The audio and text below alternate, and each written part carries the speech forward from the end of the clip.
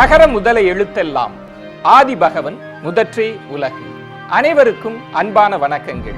ஸ்ரீராம் ஜிட்ஸின் திருக்குறள் முழக்கம். இது திருக்குறளால் மாணவர்களை நெறிப்படுத்தும் பயணம்.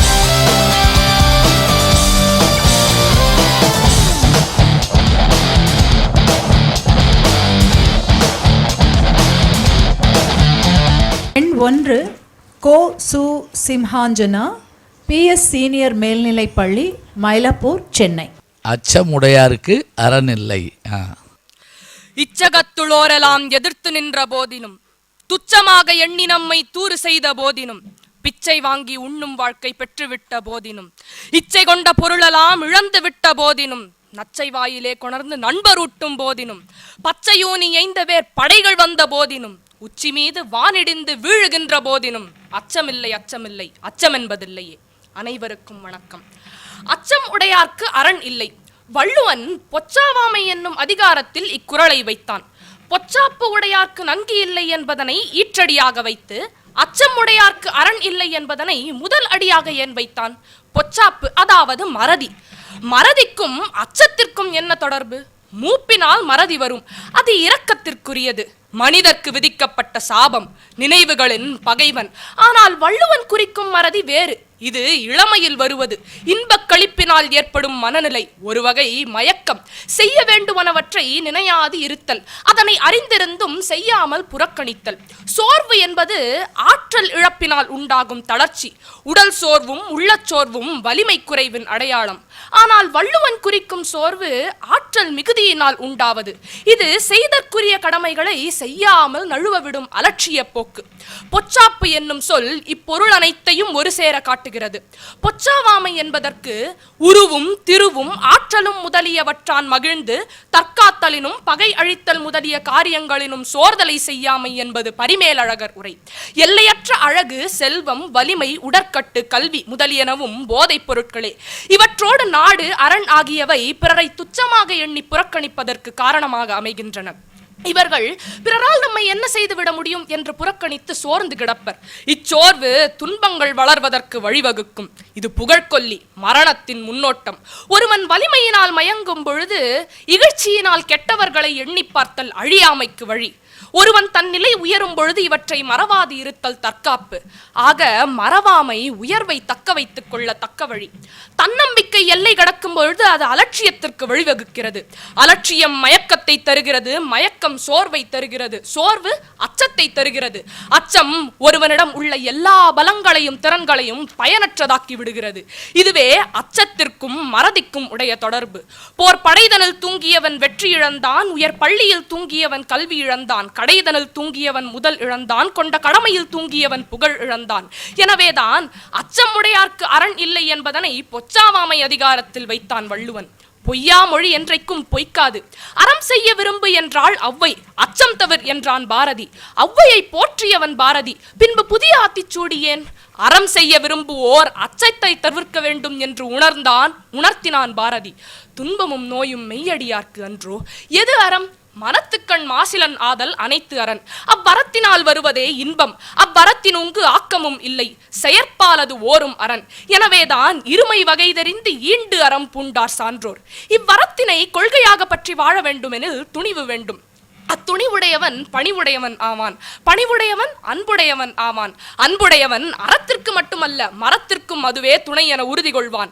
அவன் அச்சமின்றி வாழ்வான். அச்சமற்றவனோ அன்பு, நான், ஒப்புரவு, கண்ணோட்டம், வாய்மையோடு 5 சால்பு ஊன்றிய தூண் என நிமிர்ந்து நிற்பான். இல்லை இல்லை, நிமிர்ந்து நிற்பர்.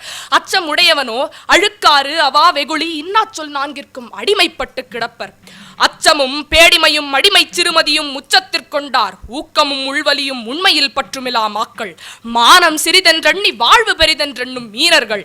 இவர்களுக்கு வாழும் தகுதியும் இல்லை, இவ்வுலகில் இருக்கும் நிலைமையும் இல்லை என உறுதிப்பட பேசுகிறான் பாரதி. நீதியும் தர்மமும் வெற்றியும் அறத்தினால் விளைவன. அவ்வறத்தினை காப்பது துணிவு, அச்சமின்மை. தேரா மன்னா என விழித்த துணிச்சல் கண்ணகிக்கு வந்தது கணவனை இழந்த வருத்தத்தால் அன்று. வெறும் இழப்பினால் வருவது துக்கமும் ஆத்திரமும். ஆனால் நீதி தவற்றினால் இழப்பு நேரும் பொழுது அதனை எதிர்த்து நிற்பது அறச்சீற்றம். கண்ணகி பேசியது அறமேடையில் நின்று. அந்த அறவுரை மறவுரை ஆயிற்று. அறம் அறிந்து ஆன்று அமைந்த சொல்லான் என நிமிர்ந்து நின்றாள் கண்ணகி. அவள் சொற்களின் திறம் அறிந்தான் பாண்டியன். எனவேதான் எனவேதான் பொன்சை கொல்லன் தன் சொல் கேட்ட யானோ அரசன் யானே கள்வன் என நீதி பேசும் துணிவு பெற்றான். செல்லுயிரால் செங்கோல் நிமிர்த்தினான். நீதி கேட்பவனும் நீதி சொல்பவனும் அச்சமற்றவர்களாய் பாரபட்சமற்றவர்களாய் வாழ்ந்த நாடு இது. எனவேதான் ஒரு பசு சமர்ப்பித்த மனுவிற்கு கூட மனுநீதி கிடைத்தது. பெட்டிஷன் டிஸ்மிஸ்ட் என்றால் பசு அப்பீலுக்கா போயிருக்கும். கன்றின் உயிரும் காவலன் உயிரும் ஒன்றென கருதிய நாடு இது. அதர்மத்தை எதிர்த்து புறப்படும் பொழுது அன்பும் பாசமும் நம்மை தடுக்கும். எதிரில் இருக்கும் உறவுகளை கண்டு விஜயன் தன் காண்டீபத்தை நழுவ விட்டான். அவனை ஆட்டி படைத்தது பாசம். பாசத்தால் விளைந்த ஒரு நொடி சுயநலம், யான் என்ற ஒரு நிமிட மயக்கம், தர்மத்தினை கைவிட யோசனை சொல்லும் அச்சம். இந்த காட்சி நம் ஒவ்வொருவர் வாழ்க்கையிலும் ஏதேனும் ஒரு தருணத்தில் வரும். இது அறுபட வேண்டும் என்பதே கீதை. உறவையே கருதி சிறுமை கொண்டு ஏதோ பிதற்றுகின்றாய். வஞ்சகர் தீயர் மனிதரை வருத்துவோர் நெஞ்சத்தருக்குடை நீசர்கள் இன்னோர் தம்மோடு பிறந்த சகோதரராயினும் வெம்மையோடு ஒருத்தல் வீரர்தம் செய்யலாம் பேடிமயகற்று நம் பெருமையை மறந்திடேல் என பார்த்தனுக்கு கண்ணன் உரைத்ததை சத்ரபதி சிவாஜி தன் சைன்யத்திற்கு உரைத்தான்.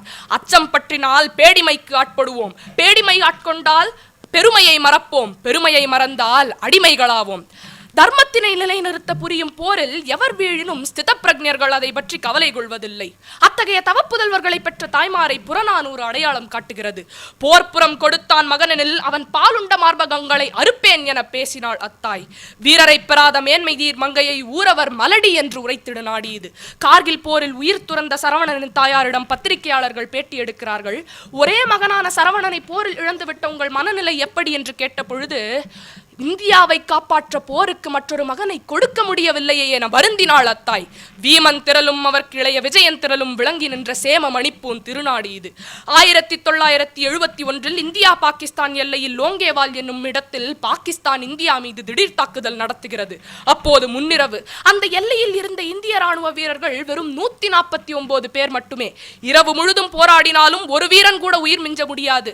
எனினும் விடியும் வரை போராடினால் இந்திய விமானப்படைக்கு தகவல் கிடைத்து எப்படியேனும் எல்லையை காத்து விடலாம். இந்த சோதனை வந்த பொழுது 149 வீரர்களும் ஏகமனதாக வீரப்போரிட்டனர். மரணம் நிச்சயம் என்று தெரிந்தும் வெகு சிலரை தவிர்த்து பல பேர் வீரமரணம் எய்தினர். காலையில் விமானப்படை வந்து பாகிஸ்தானிய அதர்ம போரை அடக்கியது. இவ்வீரர்கள் வாழும் வரை போராடவில்லை, சாகும் வரை போராடினார்கள். வாழ்தல் வேண்டி போராடவில்லை, வாழ்விக்க வேண்டி போராடினார்கள். காப்பியமும் புராணமும் இலக்கியமும் வீரத்தினை போற்றியது கத்தி பிடித்தவர்களை கருதி மட்டுமல்ல, சத்திய வழி நடந்தாரையும் பக்தியில் சிறந்த அடியாரையும் சேர்த்துத்தான். கற்றுணை போட்டி ஓர் கடலில் பாய்ச்சினும் என பேசவும் கற்றுணை பூட்டி ஓர் கடலில் பாய்ச்சினும் என பேச வைத்தது வீரம் நிறைந்த பக்தி. சிலுவை சுமந்த இயேசுவும் மெக்கா முதல் மதினா வரை நடந்த நபிகளும் வீரம் நிறைந்த பக்திக்கு சாட்சி. மாளிகை துறந்து மயான பூமியில் வாழ்ந்தாலும் ஆவி துறந்த மகன் அனாதை பிணம் ஆனாலும் சத்திய வழி துறக்காத உத்தமனாய் ஹரிச்சந்திரன். அவன் வழி பின்பற்றிய அண்ணல் காந்தி. நீதிக்கும் தர்மத்திற்கும் பக்திக்கும் வயது கிடையாது. இத்தகைய பெருமை வாய்ந்த நாடு நம் நாடு. ஆனால் இன்று தெற்கே சிங்களம், மேற்கே பாகிஸ்தான், எல்லா திசைகளிலும் சீனம், உள்நாட்டு ஊழல், தீவிரவாதம். இதற்கிடையே அச்சமின்றி குண்டு துளைக்காத அறையில் இருந்து பிரதமரின் சுதந்திர தின உரை. அரசியல் பிழைத்தோர்க்கு அறம் கூற்றாகும் அன்று, அரசியல் பிழைப்பு செய்வோர்க்கு அறம் வெறும் கூத்தாகும் இன்று. இந்த நிலை ஏன்? மக்களின் மறதி, அச்சம். அதனை நன்கு புரிந்து கொண்ட நமது அரசியல்வாதிகள் தீங்கு தடுக்கும் திறமிலரானோம். அச்சத்தால் அரணற்று போனோம். ராணுவ வீரனின் தலையை வெட்டினால் அது தெரிந்துதானே ராணுவத்தில் சேர்ந்தார்கள் எனும் மந்திரி பேச்சை மறப்போம். இந்திய எல்லைக்குள் ஊடுருவிய சீன ராணுவம் சுற்றுலா வந்தது என சோம்பி கிடப்போம். நீர்மூழ்கி கப்பல் வெடித்தது ஏன் எனும் உண்மையை மறைப்போம். நாணயத்தின் மதிப்பை, இந்திய நாணயத்தின் மதிப்பை கவலை ஏதுமின்றி குறைப்போம். தேர்தல் நேரத்தில் வாக்குறுதிகளை அள்ளி இறைப்போம். பின் சுவிஸ் வங்கியில் சுயநலமாய் பணத்தை நிறைப்போம். போதும் போதும். இந்த அரசியல்வாதிகளின் முகத்திரையை கணமே கிழிப்போம். சும்மா வரவில்லை சுதந்திரம் என ஒன்று கூடி நினைப்போம். வந்தே மாதரம் எனும் மந்திரத்தை மீண்டும் ஒன்று கூடி உரைப்போம். யார் வருவீர்? தேசமே நலிவோடு தேய்ந்திட மக்களின் பாசமே பெரிதென பார்ப்பவன் செல்க. சோதரர் தம்மை துரோகிகள் அழிப்ப மாதரார் நலத்தினை மகிழ்பவன் மகிழ்க. படைமுகத்தீரந்து பதம் பெற விரும்பா கடைபடுமாக்கள் என் கண்முன் நில்லாதீர். மக்களாய் பிறந்தோன் மடிவது திண்ணம். தாய்ப்பிறன் கைப்பட சகிப்பவனாகி நாயன வாழ்வோன் நமரிங்குளரோ. ஊரவர் துயரில் உருகுவோர் இருமின், சோர நெஞ்சிலா தூயவர் இருமின், வீரியம் நிறைந்த நெஞ்சினோர் இருமின், பாவியர் குருதியை பருகுவோர் இருமின், நெஞ்ச குருதியை நிலத்திடை விதைத்து வஞ்சகம் அழிக்கும் மாமகம் புரிவோம் யாம். வெற்றியே அன்றி வேறெதும் புரிகிலேம், வெற்றியே அன்றி வேறெதும் புரிகிலேம். இனி அச்சம் தவிர எழு ஆண்மை தவறேல். வந்தே மாதரம். சிம்ஹாஞ்சனா, ரொம்ப சிறப்பான பேச்சு. இந்த அச்சம் உடையாருக்கு அப்படின்றதுல நான் ஒரே ஒரு இவ்வளவு தூரம் ஆழமாக பேசியதுனால ஒரு பேச்சாளன் அப்படின்ற முறையில் ஒரே ஒரு விஷயம் சொல்லணும் அப்படின்னு நினைக்கிறேன். சிலர் தான் திருக்குறளுக்கு சொற்களின் வாயிலாக பொருள்களை தேடுவார்கள். ஆனால் நீங்க பேசிய உரை வள்ளுவர் பேசிய அந்த பொருள் தளத்திலிருந்து நீங்கள் சொற்களை பார்த்திருக்கிறீர்கள். ரொம்ப ஆழமான உரை. இந்த அரங்கம் அவருக்கு ரொம்ப பாராட்டுகளை தெரிவித்துக் கொள்ளும்படி கேட்டுக்கொள்கிறேன். நடுவர்களுக்கான மதிப்பீடுகள். மணிப்பிரவாள நடை என்பார்கள். அப்படி ஒரு தங்கு தடை இன்றி எடுத்த குறளின் பொருளிலிருந்து சற்றும் மாறுபடாமல் அந்த குறளிலேயே தங்கி இருந்தது உன் மொத்த கவனமும். உன்னுடைய ஒவ்வொரு வார்த்தைகளும் அந்த குறளையும் அதை சார்ந்த பொருளாகவுமே வெளிவந்தன. மெய் சிலிர்த்தது உன் பேச்சை கேட்ட பொழுது. வேப்ப மரத்தின் உச்சியிலே பேயொன்று ஆடுதென்று விளையாடும் வயதிலே சொல்லி வைப்பார்கள், உன் வீரத்தை முளையிலே கிள்ளி வைப்பார்கள் என்பார்கள். அதாவது அரண்டவன் கண்ணுக்கு இருண்டதெல்லாம் பேச, பயப்படுறவனுக்கு ஒவ்வொரு நொடியுமே சாவு, பயப்படாமல் இருக்கிறவனுக்கு ஒரே ஒரு முறை தான் சாவு.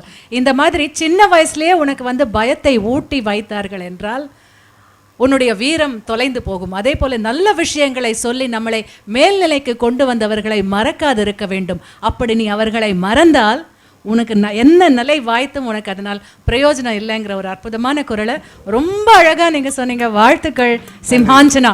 நிஜமாவே ஒரு சிம்மாசனத்துல தான் உட்கார்ந்துருக்கீங்க சிம்ஹாஞ்சனா. மனா சார், நீங்க சொல்லுங்க. அர்த்தம் புகுந்த தலைப்போட ரொம்ப மிகுந்த ஆவேசத்தோட ஒரு எழுச்சியோட பேசியிருக்கீங்க. ரொம்ப அதுக்கு முதல்ல வாழ்த்துக்கள். அப்புறம் இதில் முழுக்க பாரதியுடைய பாடல்களை இவ்வளவு ஒரு எழுச்சியோட இந்த பேச்சில் அங்கங்கே பயன்படுத்தியிருக்கீங்க.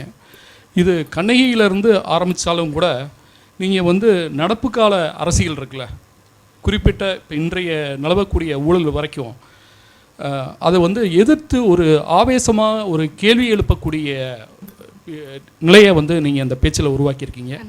இந்த உணர்வுக்கு ரொம்ப இந்த உணர்வை போற்ற வேண்டியிருக்கு. இந்த உணர்வுக்கு ரொம்ப வாழ்த்துக்கள். நன்றி நன்றி நன்றி. கொஞ்சம் பொறாமையாக கூட இருக்குது. இப்படிலாம் நாங்கள்லாம் பேசுனதில்லை. அது மட்டும் இல்லை, கொஞ்சம் ரொம்ப எங்களுக்கு அச்சம் ஏற்படுது பேச்சாளர்களுக்கு.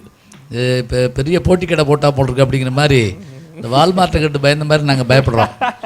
ரொம்ப ரொம்ப அழகாக இருந்தது. இன்னொன்று என்னென்னா, இந்த தலைப்பில் பேசுறது கஷ்டம். ஏன்னா மற்ற தலைப்புகளில் கூட கொஞ்சம் ஒரு லேசாவது புரிஞ்சிடும். இது ஜென்மத்துக்கும் புரியாது. அச்சமுடையாருக்கு அரண் இல்லைன்னா இது எந்த வகையில் சேர்றது, தலைப்பு அதிகாரத்தை எங்கே போய் தேடுறது, இதெல்லாம் கொஞ்சம் அச்சம் இருக்கும். சில பேர் கொஷின் பேப்பரை பார்த்த உடனே ஃபெயில்னு கண்டுபிடிப்பாங்க. ரிசல்ட்டெல்லாம் வர வேண்டியதில்லை. கண்டளவே தோற்றான் உயிருங்கிற மாதிரி பார்த்தோன்னே போயிடுவான். ஆனால் நீங்கள் அதை சொன்னது அதே மாதிரி இந்த புகழ்கொல்லின்னு ஒரு வார்த்தை பயன்படுத்துனீங்க. ரொம்ப பூச்சிக்கொல்லி தான் இத்தனை நாளாக கேள்விப்பட்டிருக்கோம். நம்ம அந்த புகழ்கொல்லிங்கிற ஒரு வார்த்தையை கொண்டு வந்தது, அது அந்த உச்சத்தினில் இருக்கிற போது எப்படி அது மறதி ஏற்படுங்கிறத ரொம்ப அழகாக சொன்னீங்க. இன்னொன்று ஒரு கம்பீரம் இருந்தது பேச்சில். அது ரொம்ப இதுதான் இப்போ பேசுகிற பேச்சாளர்கள் பேசுகிறவங்க எல்லோரும் என்ன நினைக்கணும்னா, எங்கனக்குள்ளே நமக்கு பயம் வருமோ அதை தவிர்க்கிறதுக்கு அந்த அச்சமில்லைங்கிறத சொல்கிற போது எல்லாருக்குமே அது போயிடணும். சில பேர் கூட கூட்டு போய் நம்மளை பயமுறுத்தியே கூட்டு போவாங்க. அது ஒரு கஷ்டம் இருக்கும். அதெல்லாம் இல்லாமல் ரொம்ப நல்லா சொன்னீங்க. ரொம்ப வாழ்த்துக்கள். தொடர்ந்து நீங்கள் இந்த மாதிரி நிறைய பேசணும், விருதுகள் பெறணும். வாழ்த்துக்கள். அடுத்த பேச்சாளர்.